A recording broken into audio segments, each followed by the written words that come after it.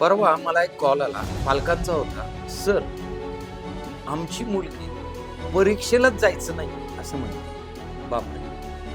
म्हणलं 10वी बोर्डची परीक्षा 2 महिन्यावर आली आणि ती आत्ताच परीक्षेला जायचं नाही असं म्हणते.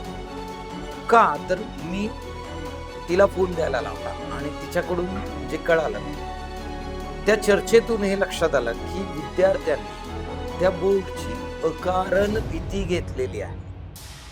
आणि अशी भीती घेतलेले जे काही विद्यार्थी मित्र आहेत यांच्या सानिध्यात पहिला घटक आहे पालक, त्यानंतर आहेत शाळेचे शिक्षक, क्लासचे शिक्षक.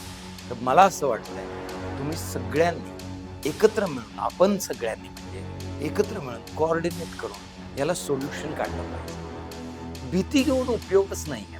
एक लक्षात घ्या, 10वीची परीक्षा, तसं तर आपण पहिलीपासून किती परीक्षा दिल्या आहोत. 1ली ते 9वी परीक्षाच देत आलो. काढून बघा, कॅल्क्युलेट करा.